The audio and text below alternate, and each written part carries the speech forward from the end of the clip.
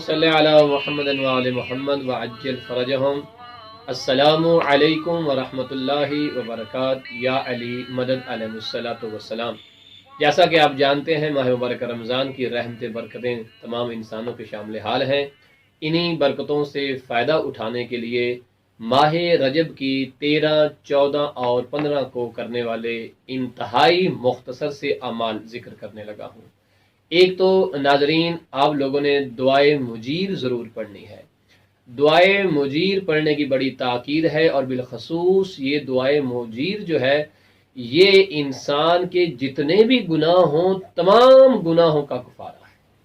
وہ گناہیں صحرا کی ریت کے ذرات کے برابر ہوں، آسمانوں پہ چمکنے والے ستاروں کے برابر ہوں، پانی کے قطرات کے برابر ہوں، پانی کے اوپر جمنے والی جھاگ جو ہوتی ہے اس کے برابر ہوں، یا اس سے بھی کہیں زیادہ ہوں۔ جو شخص 13، 14 اور 15 ماہ مبارک رمضان میں دعائے مجیر کی تلاوت کرتا ہے، پروردگار اس کے یہ گناہ معاف کر دے گا۔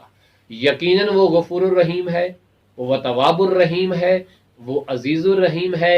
ایک دفعہ اس کی طرف سے بلاوا نہیں آتا، ہم اس سے رجوع کرتے ہیں اپنے گناہوں کی مغفرت کے لیے، اور وہ ذات ہمیں معاف کر دیتی ہے۔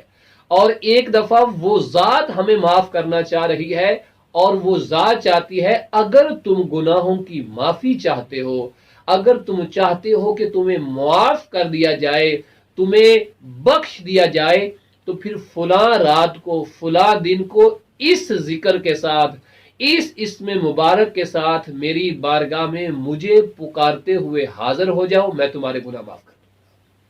ایک دفعہ ہم رجوع کرتے ہیں، ایک دفعہ وہ چاہتا ہے کہ رجوع کیا جائے۔ ماہ مبارک رمضان میں وہ چاہتا ہے کہ میری بارگاہ میں رجوع کیا جائے، تاکہ تمہیں بخش دیا جائے، تاکہ نجات لکھ دی جائے تمہارے لیے۔ اور انہی عظیم راتوں میں سے 13، 14 اور 15 کی رات اور دن دعائے مجیر ضرور پڑھیے، تاکہ گناہ معاف ہو جائے۔ رات میں بھی پڑھیں، دن میں بھی پڑھیں، چاہے ان میں سے جو ہے رات کو پڑھ لیں، چاہے آپ رات اور دن دونوں میں پڑھ لیں، 13، 14 اور 15۔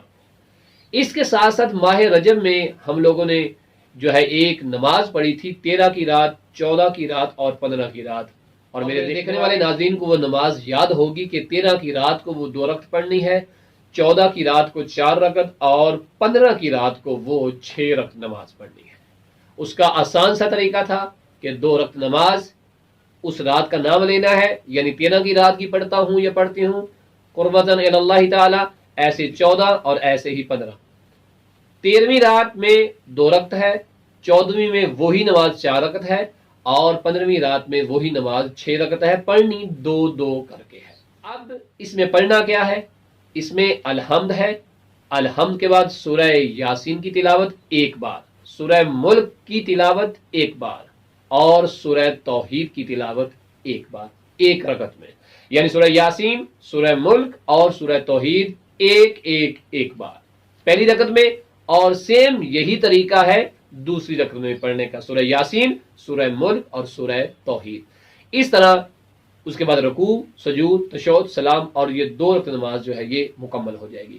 13 کی رات کو بھی یہی نماز 2 رکعت، 14 کو یہی نماز 4 رکعت 2 کر کے، اور 15 کی رات کو یہی نماز 2 کر کے 6 رکعت۔ انشاءاللہ خدا کی بارگاہ میں دعا گو ہے کہ یہ عمل خدا کے ہاں قبول و منظور ہو، اور پروردگار اس کا اجر عظیم عطا فرمائے۔